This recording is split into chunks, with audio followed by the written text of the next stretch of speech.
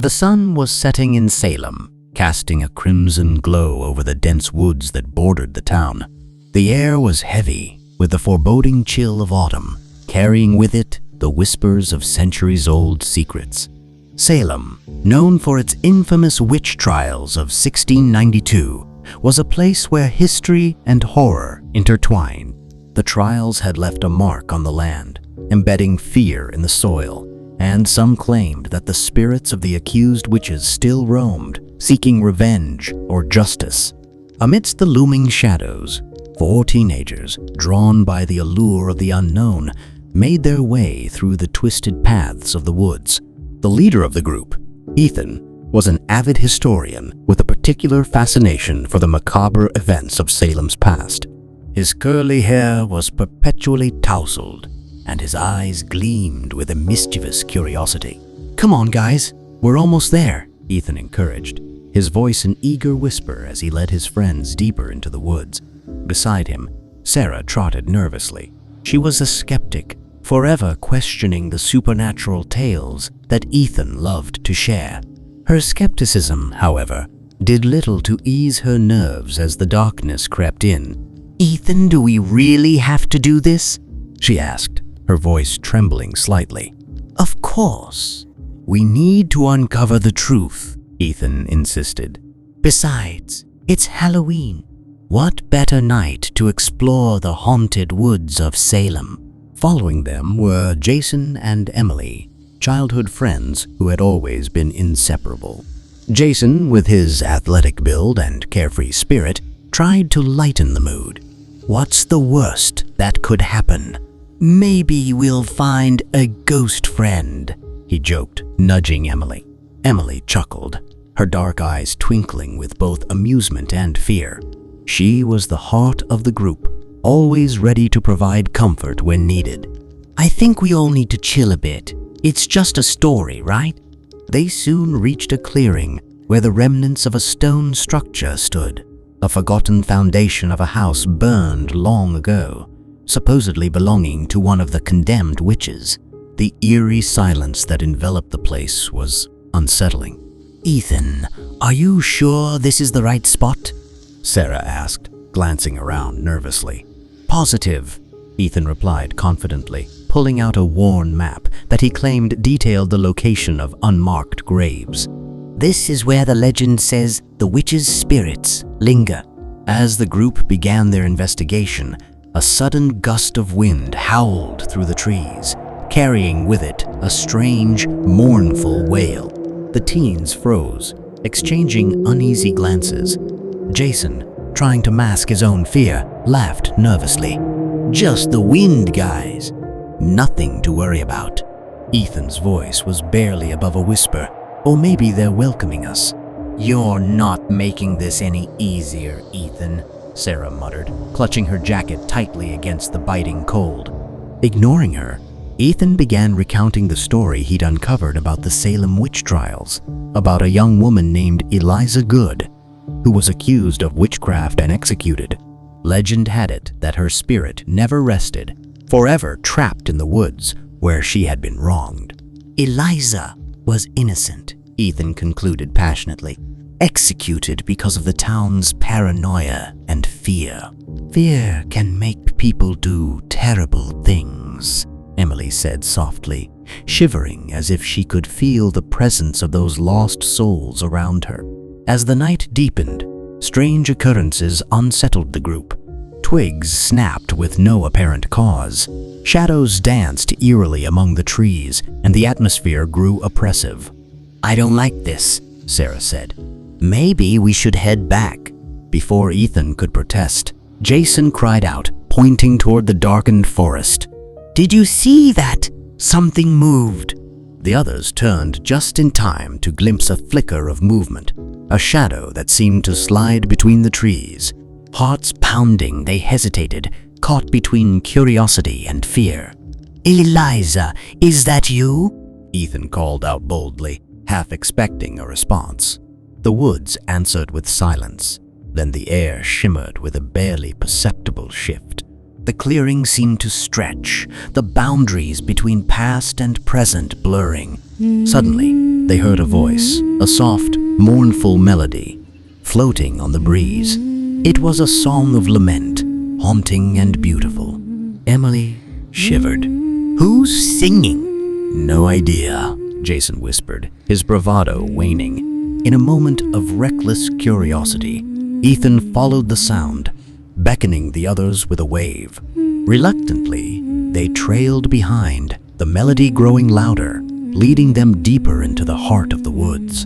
The path twisted and turned, leading them to a small, forgotten graveyard, overgrown with tangled vines and cracked headstones. In the center, they found a solitary grave marked with Eliza Good's name. "Here it is," Ethan said, awe in his voice. The singing ceased abruptly, replaced by a heavy, expectant silence. The teens gathered around the grave, their breath visibled by an unseen force. Ethan reached down, brushing away the dirt and leaves from the headstone. "Eliza," he murmured, almost reverently. In that moment, a sensation like static electricity tingled through their bodies, and a spectral form began to materialize above the grave.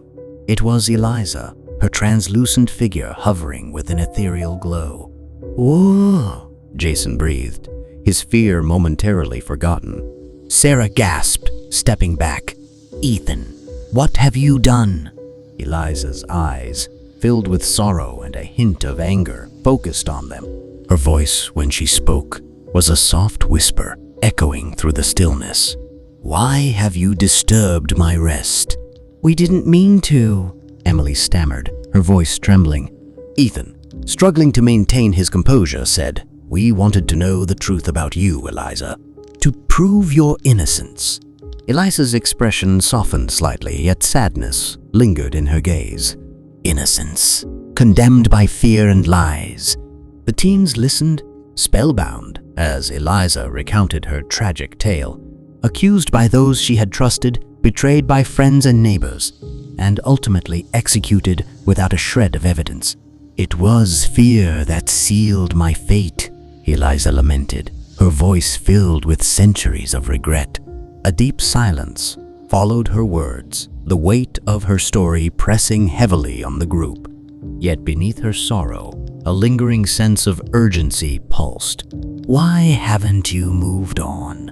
Sarah asked hesitantly, her curiosity tempered by sympathy.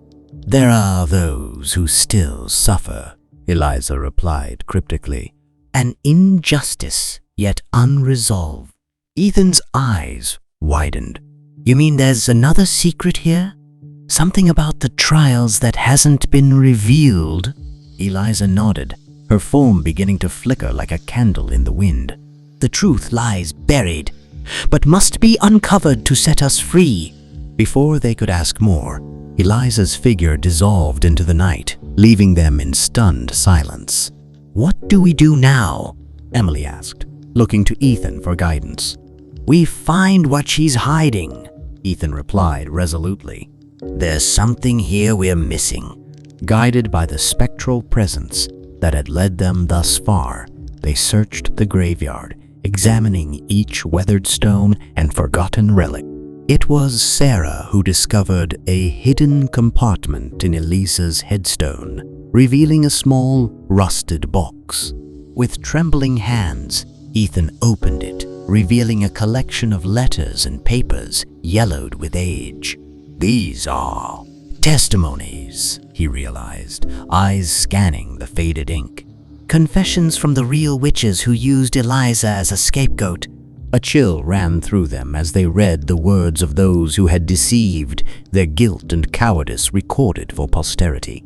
"This could change everything," Sarah said, her voice filled with both wonder and fear. Ethan nodded, understanding the magnitude of their discovery. "We need to take these to someone who can help. Someone who can clear Eliza's name." But as they prepared to leave, a sudden cold swept over them. Shadows coalesced into a menacing form, more solid and sinister than Eliza's spirit. "You won't reveal our secrets," a voice hissed, filled with malice and ancient power. Fear will keep you silent, as it always has. The teens froze, recognizing the threat that now confronted them. The spirit before them was not a victim seeking justice, but a guardian of lies, determined to protect the dark legacy of the past. "What do we do?" Jason whispered, fear evident in his voice. "We stand together," Emily replied firmly, gripping the box tightly. "Fear won't hold us back." Summoning their courage, they faced the dark spirit, refusing to back down. The air crackled with energy as their determination met the entity's fury.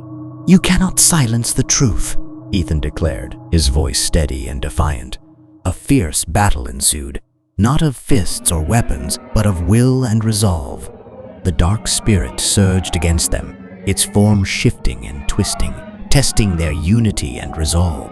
"Stay strong," Emily urged, feeling the strength of her friends around her, a light in the encroaching darkness.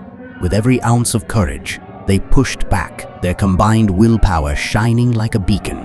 The spirit, unable to withstand the light of truth and the unity of their conviction, shrieked and dissolved into the night, leaving only silence in its wake. Breathless but victorious, the teens stood together, united by their shared ordeal.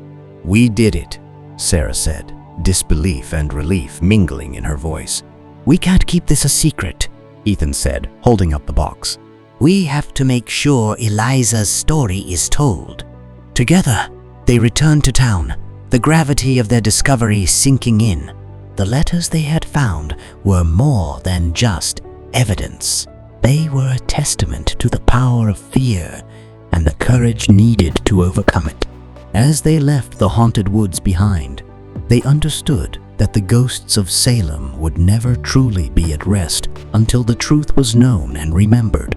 And though their journey had been harrowing, it had also forged an unbreakable bond between them. In the end, they learned that fear could be destructive, but it was courage and unity that would light the path toward justice and redemption.